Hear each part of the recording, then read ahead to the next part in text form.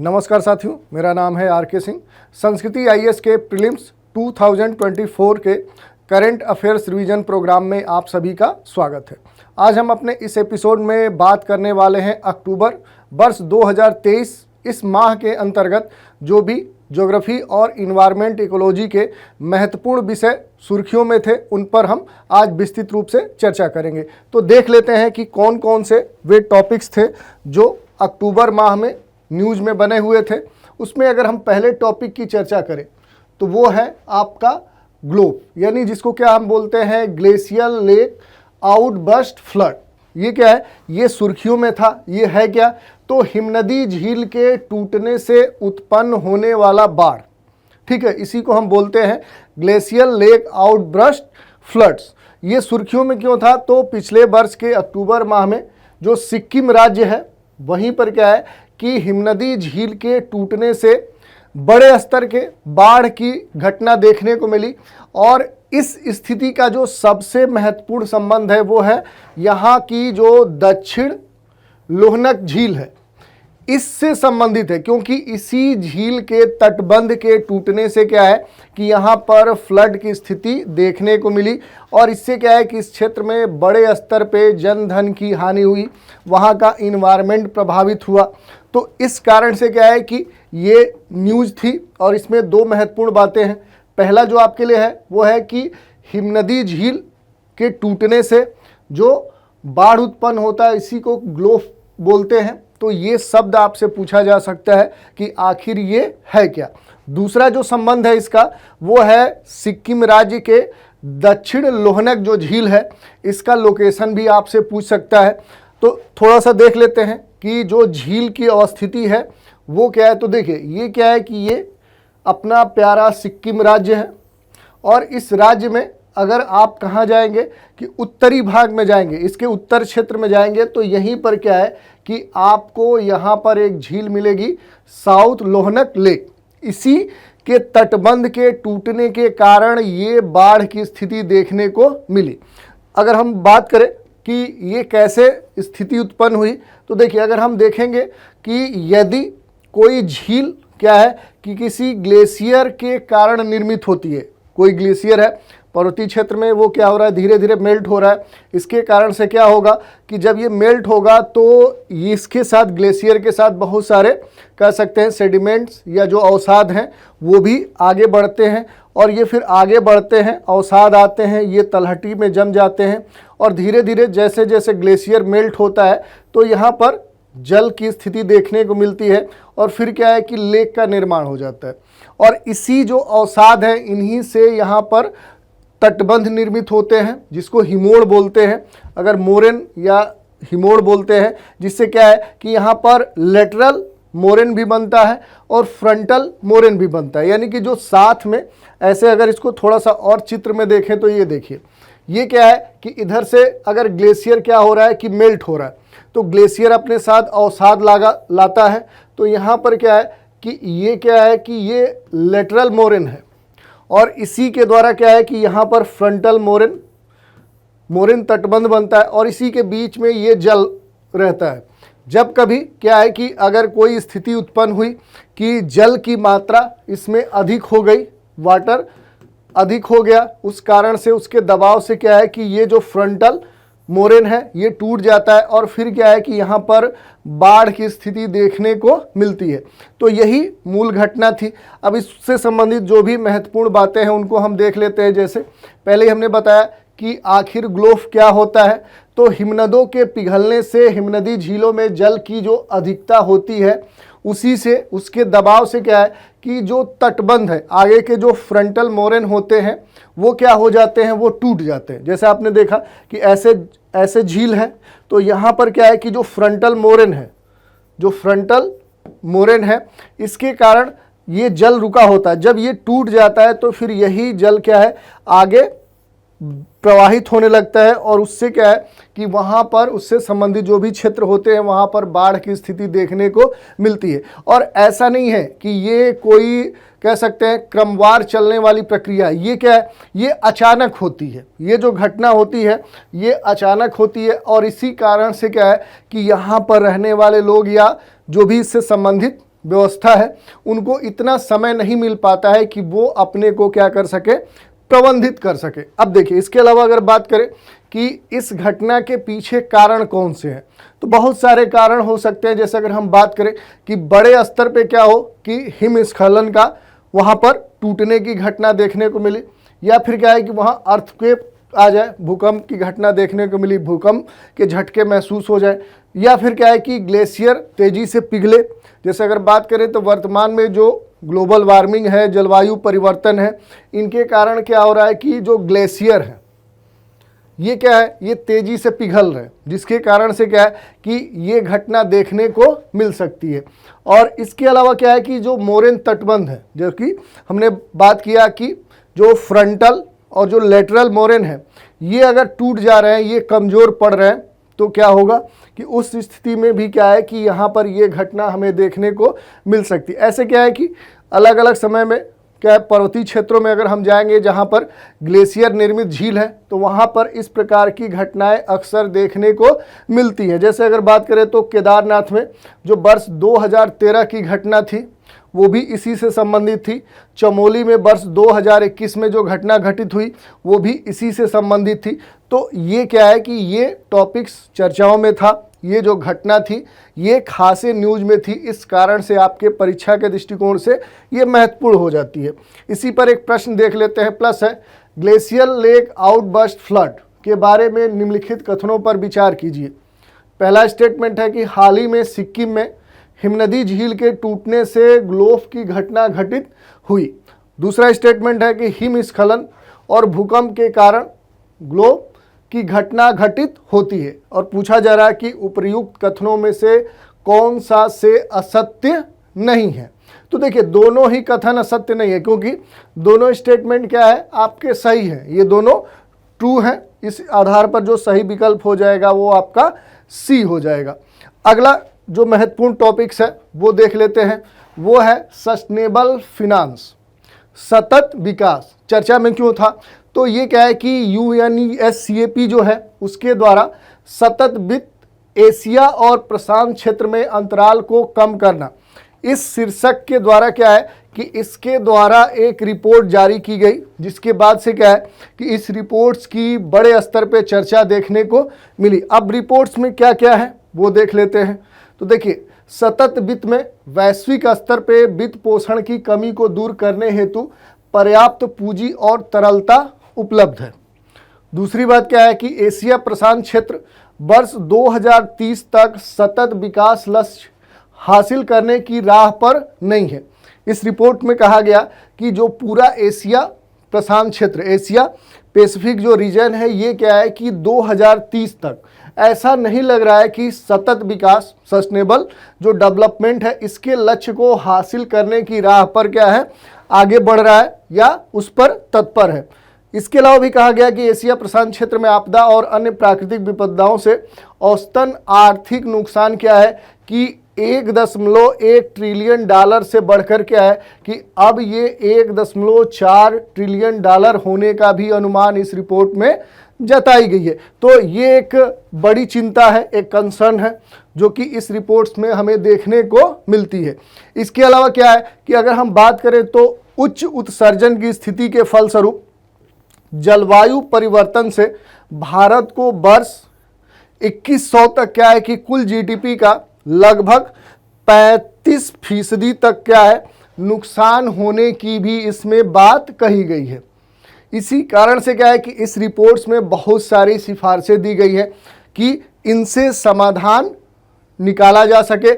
ऐसी जो चिंताएं इस रिपोर्ट में आई हैं उनके समाधान के लिए जो सिफारिशें दी गई हैं उनकी चर्चा कर लेते हैं। तो प्रमुख सिफारिशें हैं, विश्वसनीय ट्रांजिशन मार्ग का अनुसरण करना, नेट जीरो संकल्प के प्रति जो प्रतिबद्धता है यानी जो इमिशन है उसको नगण्य किया जाए, सरकारी नीतियों में क्या लाया जाए, एक रूपता लाया जाए, स्वच्छ एनर्जी को अपनाया जाए, बढ़ावा दिया जाए और स्थानीय मुद्रा में वित्त पोषण को बढ़ावा दिया जाए। तो ये बातें कही गई जिसके आधार पर क्या है कि रिपोर्ट्स में जो चिंताएं हैं उनका समाधान किया जा सकता है।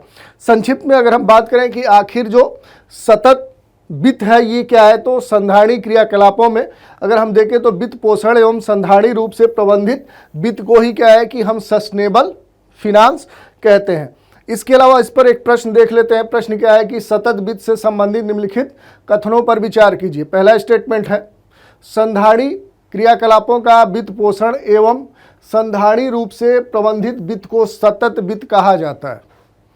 दूसरा स्टेटमेंट क्या है, हाल ही में एशिया और प्रशांत हेतु संयुक्त राष्ट्र का आर्थिक और सामाजिक आयोग द्वारा सतत वित्त से संबंधित एक रिपोर्ट जारी की गई। तीसरा कथन है कि UNESCAP के द्वारा जारी रिपोर्ट्स के अनुसार एशिया प्रशांत क्षेत्र वर्ष 2030 तक सतत विकास लक्ष्य हासिल करने की राह पर नहीं है। फिर पूछा जा रहा है कि उपर्युक्त कथनों में से कौन सा से सही है। विकल्प है केवल 1, 2, 3, केवल 2, सी विकल्प है 1 और 2 और डी है 1 और 3। तो देखिए इसमें अगर बात करें कि कौन से सही है तो तीनों स्टेटमेंट क्या है, सही है, जिसको पहले ही हमने डिस्कस कर लिया। तो इस आधार पे जो सही विकल्प आपका होगा वो हो जाएगा ए, यानी केवल 1, 2, 3। अगला टॉपिक देख लेते हैं। यह है नेट जीरो रोड मैप। चर्चा में क्यों था, तो अंतर्राष्ट्रीय जो ऊर्जा एजेंसी है, इंटरनेशनल एनर्जी जो कह सकते हैं कि एजेंसी है, उसके द्वारा क्या है कि नेट जीरो रोड मैप के संबंध में एक रिपोर्ट जारी की गई, जिसके बाद से इस रिपोर्ट्स की खासे चर्चा होने लगी और इसमें एक रोड मैप जारी किया गया। अगर उस रोड मैप की बात करें तो इस रिपोर्ट्स के अनुसार जो भी ग्लोबल वार्मिंग है उसको क्या करना है कि 1.5 डिग्री सेंटीग्रेड तक क्या करना है, इसको इसकी लिमिट बना दी गई है कि इस तक सीमित रखना है। लेकिन ये क्या है कि ये कठिन होता जा रहा है और ग्लोबल वार्मिंग को सीमित रखने हेतु जो भी वैश्विक स्तर पे जो क्लीन एनर्जी इंफ्रास्ट्रक्चर है उसका क्या है कि विकास किए जाने पर भी जोर दिया जा रहा है। इसके अलावा वर्ष 2030 तक जो भी कह सकते हैं कि स्वच्छ ऊर्जा तकनीक है उससे उत्सर्जन में 1/3 की कटौती की जा सकती है। तो इसमें ये रोड मैप एक बात कही गई। इसके अलावा अगर बात करें तो इलेक्ट्रिक वाहनों के उपयोग को क्या है कि इस पर विशेष ध्यान देना है ताकि क्या है कि इमिशन को कम किया जा सके। और रिपोर्ट्स के अनुसार अगर हम देखें तो इस दशक के अंत तक नवीकरणीय ऊर्जा क्षमता को 3 गुना करके carbon capture, utilization and storage के उपयोग को बढ़ावा देने पर भी जोर दिया गया है। तो ये रोड मैप दिया गया है। इसको थोड़ा सा फ्लो चार्ट में भी आप देख सकते हैं कि कैसे इसमें नेट जीरो 2050 तक का एक पूरा आंकड़ा दिया गया है, जिसमें ये कहा गया है कि 2020 से लेकर 2030 के बीच में क्लीन एनर्जी ग्रोथ रिजल्ट्स इसमें दर्शाए गए हैं। फिर क्या है कि 30 से लेकर 35 के बीच में की global ambition for this decade, इसमें बातें कही गई हैं कि क्या क्या करना चाहिए। फिर क्या है कि 2035 से लेकर 2050 के बीच में एक बेंचमार्क फॉर ग्लोबल स्टॉकटेक एंड एनडीसीएस, ये बातें कही गई हैं, जिसके द्वारा क्या है कि अपने इस एक रोड मैप के द्वारा ये अचीवमेंट क्या करने हैं, अचीव करने हैं। इसके अलावा इस पर एक प्रश्न देख लेते हैं। प्रश्न क्या कह रहा है, नेट जीरो रोड मैप के बारे में निम्नलिखित कथनों पर विचार कीजिए। पहला स्टेटमेंट है अंतर्राष्ट्रीय ऊर्जा एजेंसी IEA द्वारा नेट जीरो रोड मैप के संबंध में एक रिपोर्ट रिलीज की गई, जारी की गई। दूसरा स्टेटमेंट है कि रिपोर्ट्स के अनुसार ग्लोबल वार्मिंग को 1.5 डिग्री सेंटीग्रेड ये देखिए तक सीमित रखने हेतु स्वच्छ ऊर्जा तकनीकों को बढ़ावा देना आवश्यक है। और पूछा जा रहा है कि उपर्युक्त कथनों में से कौन सा से गलत नहीं है, यानी कि कौन से सही है। तो देखिए इसमें क्या है कि ये दोनों स्टेटमेंट सही हैं, तो इसके आधार पर जो सही विकल्प आपका हो जाएगा वो हो जाएगा डी। अगला टॉपिक देख लेते हैं। ये है कोनोकार्पस वृक्ष। ये एक ट्री है, ये सुर्खियों में था पिछले अक्टूबर माह 2023 में। अगर बात करें तो जो अपने देश का गुजरात राज्य है, तेलंगाना है, यहाँ की जो सरकारें हैं इस वृक्ष को लगाने पर क्या है प्रतिबंध लगा दी, जिसके बाद से क्या है कि ये वृक्ष सुर्खियों में बना हुआ है। क्यों, तो ये कहा गया कि पर्यावरण और मानव स्वास्थ्य पर इस वृक्ष के क्या है कि निगेटिव इम्पैक्ट देखने को मिल रहे हैं, प्रतिकूल प्रभाव देखने को मिल रहे हैं। इस कारण से इस पर रोक लगाई गई। अगर इस ट्री के बारे में हम बात करें कि कोनोकार्पस जो ट्री है, तो ये क्या है कि एक आक्रामक मैंग्रोव प्रजाति है। इसके अलावा अगर बात करें तो काम्ब्रेटेसी जो परिवार है उसी से इसका संबंध है, और उसी परिवार का क्या है, एक ये पुष्पी पादप है, एक फ्लावर प्लांट है। यह प्रजाति क्या है कि मूल रूप से जो ट्रॉपिकल रीजन है, उष्णकटिबंधीय क्षेत्र है, वहाँ की ये मूल प्रजाति है, और यह भूमि से अधिक मात्रा में क्या करती है, जल का अवशोषण करती है। इस कारण से क्या है कि ये पर्यावरण के अनुकूल नहीं है, और इसी से क्या है कि वाटर जो क्राइसिस है, भूजल संकट है, उसकी स्थिति उत्पन्न करने में क्या है, ये मदद करती है। इस कारण से ये माना गया है कि ये पर्यावरण हितैषी नहीं है। इसका उपयोग क्या है कि सार्वजनिक स्थानों पे मूल रूप से सजावट के संदर्भ में किया जाता है, या सजावटी कह सकते हैं कि पादप के रूप में किया जाता है। इस वृक्ष के फूल शीत ऋतु में क्या है कि देखने को मिलते हैं, और मानव स्वास्थ्य पर क्या प्रभाव पड़ता है, तो इस वृक्ष का ये प्रभाव होता है कि मानव स्वास्थ्य पर, या मानव के लिए क्या है कि इससे सर्दी, खांसी, अस्थमा, श्वसन संबंधी जो भी समस्याएं हैं इस वृक्ष के कारण होती है। इसी कारण से ये कहा जा रहा है कि जहां एक तरफ ये वृक्ष क्या है कि वाटर क्राइसिस का कारण बन रहा है, दूसरे तरफ क्या है कि मानव से संबंधित जो भी एलर्जी संबंधित जो विकार हैं वो भी उत्पन्न हो रहा है। इस कारण से क्या है कि इस पर 2 राज्य सरकारों ने इसके लगाने पर बैन लगा दिया था। अब इस पर एक प्रश्न देख लेते हैं। प्रश्न है, कोनोकार्पस के संबंध में निम्नलिखित कथनों पर विचार कीजिए। पहला स्टेटमेंट है कि यह एक वायरस है जो हाल ही में पहली बार यूरोपीय देशों में देखा गया। यह पहला कथन दिया गया है। दूसरा कथन है, यह काम्ब्रेटेसी परिवार से संबंधित एक क्या है, पुष्पी पादप है। और तीसरा कथन दिया जा रहा है कि इससे सर्दी, खांसी, अस्थमा और श्वसन संबंधित जो समस्याएं हैं वो उत्पन्न होती हैं। इसमें कहा जा रहा है कि उपर्युक्त में से कितने कथन सही हैं। पहला विकल्प है केवल 1, बी है केवल 2, सी है केवल 3 और डी है कोई नहीं। तो देखिए जो पहला स्टेटमेंट है वो क्या है कि अभी तक जो हमने पढ़ा उसमें कुछ भी इसके संदर्भ में इंफॉर्मेशन नहीं थी, तो इस आधार पर देखेंगे तो क्या है कि ये दोनों कथन सही है। तो इस आधार पर क्या है कि इसमें कितने कथन सही हो जाएंगे, तो 2 कथन सही हो जाएंगे। अगला टॉपिक देख लेते हैं, अमेजन नदी बेसिन। अमेजन जो नदी है, अगर आप जाएंगे तो दक्षिणी अमेरिका महाद्वीप में जाएंगे तो वहीं पर क्या है कि ये नदी देखने को मिलेगी, और ये अक्टूबर माह 2023 में न्यूज में थी। क्यों थी, तो एक स्टडी किया गया जिसमें ये कहा गया कि अमेजन नदी बेसिन में 1 सदी से अधिक अवधि का ये देखा गया कि न्यूनतम जल स्तर इस समय देखने को मिल रहा है, जिसके बाद से क्या है कि इस रिसर्च के आधार पर इस नदी की चर्चा होने लगी। और इसमें यह भी कहा गया कि इस नदी क्षेत्र में जो पुराक्वेक्वारा झील है, ये क्या है, एक झील है, इसके सूखने से जलमग्न जो गांव है वो मिट्टी के मैदानों में क्या हो रहे हैं, कन्वर्ट हो रहे हैं, जिसके बाद से इसकी खासे चर्चा होने लगी। इसमें यह भी कहा गया कि जो अल नीनो की घटना है उसके अटलांटिक महासागर के जल के गर्म स्थिति से क्या है कि ये जो झील है पुराक्वेक्वारा ये सूख गई है, और ग्लोबल वार्मिंग जो वैश्विक तापन है, जीवाश्म ईंधन से जो जलने से इस प्रकार की जो घटनाएं घटित हो रही हैं, इस प्रकार के घटनाओं के प्रसार में मदद मिल रहा है।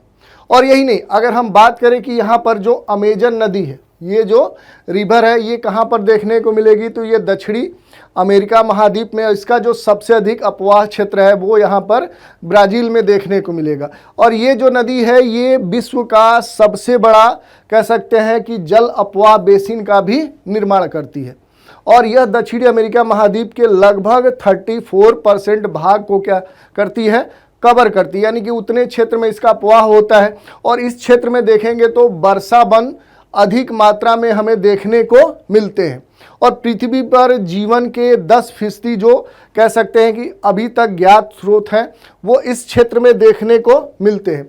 इसमें अगर हम बात करें कि ये जो नदी है जिसका अपवाह क्षेत्र है या नदी बेसिन जो क्षेत्र है उसकी अगर बात करें कि किन किन देशों में फैली है, तो ये क्या है कि ये दक्षिणी अमेरिका का मैप है, साउथ अमेरिका, और इसमें क्या है कि इसके Brazil, Bolivia, Peru, Colombia, Ecuador, Guyana और सूरीनाम और वेनेजुएला, इन देशों में इस नदी का अपवाह क्षेत्र देखने को मिलता है।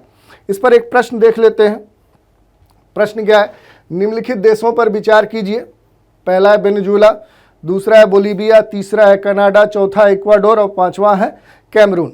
कहा जा रहा है कि उपर्युक्त में से कौन से देशों में अमेजन नदी बेसिन है। पहला विकल्प है 1, 2 और 4, बी है 1 और 3, सी है 2 और 5 और डी है 3, 4 और 5। तो आपको ये देखना है। तो देखिए इसमें जो साउथ अमेरिका के जो देश हैं जैसे वेनेजुएला, बोलीविया, इक्वाडोर, यहाँ पर तो क्या है कि अमेजन नदी देखने को मिलेगी, लेकिन इसमें क्या है कि जो कनाडा है ये उत्तरी अमेरिका का देश है। कैमरून क्या है कि यहाँ पर आपको देखने को नहीं मिलेगा। तो इसमें से क्या है कि अमेजन जो नदी बेसिन है वो क्या है कि मात्र 1, 2 और 4, ये जो आपका विकल्प है यहीं पर ये अपवाहित होती है। तो इस आधार पर आपका जो सही विकल्प हो जाएगा वो 1 हो जाएगा, 1, 2 और 4। अगला टॉपिक देख लेते हैं, यह है PET46 एंजाइम। चर्चा में क्यों है, तो हाल ही में या इस समय क्या है कि एक स्टडी किया गया जो कि जर्मनी के कील विश्वविद्यालय के जो रिसर्चर थे, जो शोधकर्ता थे, इनके द्वारा किया गया। इनके द्वारा जो रिसर्च किया गया इसका निष्कर्ष क्या था कि गहरे समुद्र में पॉलीएथिलीन जो टेरेफ्थलेट है डिग्रेडिंग एंजाइम, जिसको PET46 कहा गया है, इसकी खोज की गई। ये जो है वो PET प्लास्टिक को लगातार तोड़ने में क्या है, ये सक्षम है। और सामान्यतः क्या है कि प्लास्टिक बोतलों में ये पाया जाता है। तो इस कारण से क्या है कि इसकी चर्चा होने लगी। और अगर PET की बात करें तो ये एक प्रकार का क्या है, ये एक हल्का प्लास्टिक है जिसका उपयोग कहाँ पर होता है, तो जो खाद्य पदार्थ हैं, सॉफ्ट ड्रिंक्स हैं, जो तरल पेय पदार्थ हैं, उनके पैकेजिंग में इसका उपयोग होता है। और जो PET46 है ये लंबी श्रृंखला और छोटी श्रृंखला दोनों प्रकार के PET अणुओं को विघटित करने में क्या है, सक्षम है। और यह क्या है कि यह एंजाइम प्लास्टिक कचरे के संभावित क्षरण की अंतर्दृष्टि भी प्रदान करता है। तो इस तरह से क्या है कि इसका महत्व है। और इसमें अगर बात करें कि जो PET46 है, इस एंजाइम का हमारे लिए महत्व क्या हो सकता है, तो इसका हम उपयोग कर सकते हैं समुद्र में जो अपशिष्ट है उनको समाप्त करने में, प्लास्टिक प्रदूषण से निपटने के लिए क्या है कि इस एंजाइम का हम मदद कर सकते हैं। तो इस तरह से हमने देख लिया। इस पर एक प्रश्न देख लेते हैं। प्रश्न है PET46 से संबंधित निम्नलिखित कथनों पर विचार कीजिए। पहला कथन है, यह भारत के DRDO के द्वारा विकसित एक स्वदेशी मिसाइल है। दूसरा है, यह PET प्लास्टिक को लगातार तोड़ने में सक्षम है। और तीसरा है, यह प्लास्टिक प्रदूषण से निपटने के लिए भारत सरकार की एक पहल है। फिर कहा जा रहा है कि उपर्युक्त कथनों में से कौन सा से सही है। ठीक है, इसमें पूछा जा रहा है कि कौन से सही है।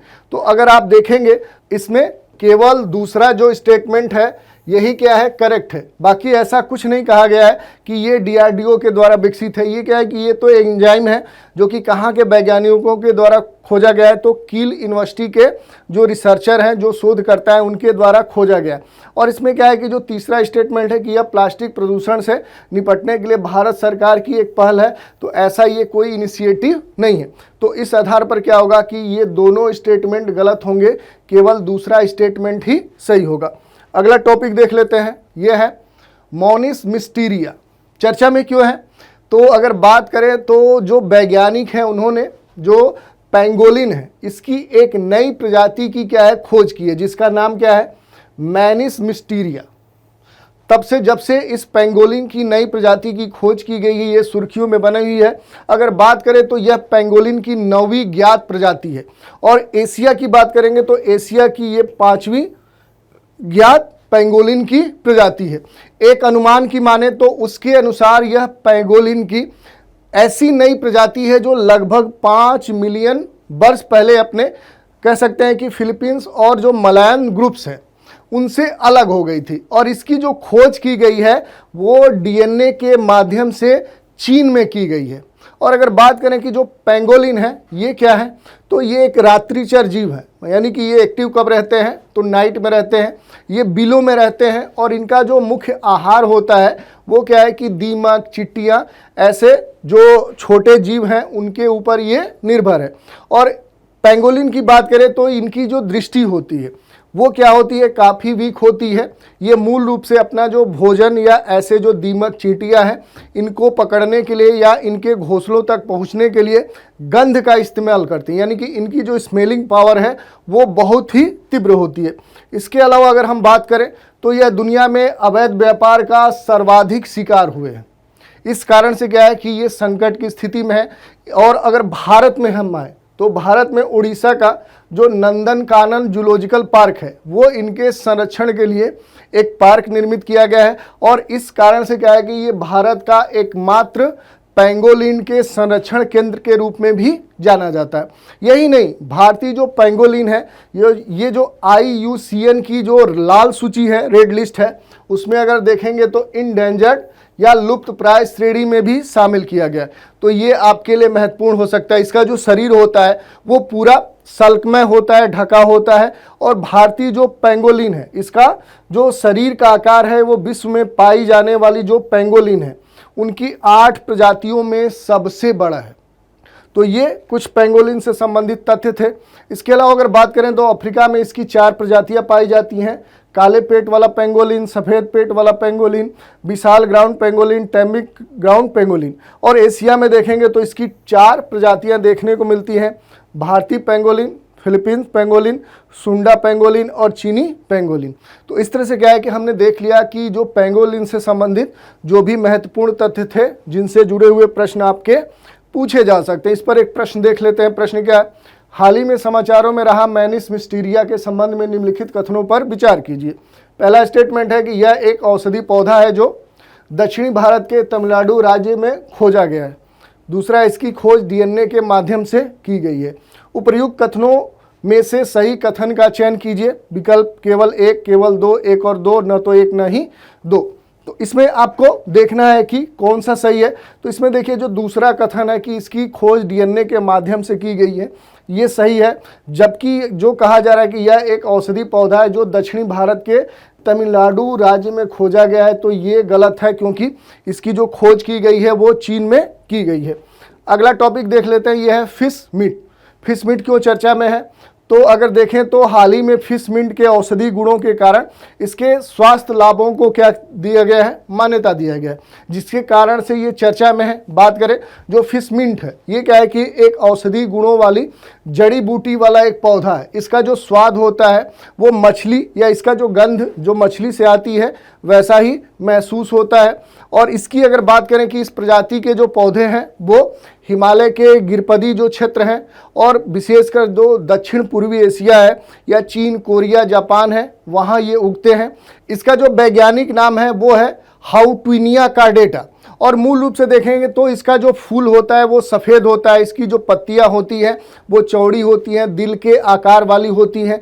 और ये जो जड़ी बूटी है उसके काम में आता है। ये जो पौधा होता है वो नम भूमि में आसानी से उगाता है और इसका विकास होता है। इसमें बहुत सारे औषधि गुण भी देखने को मिलते हैं।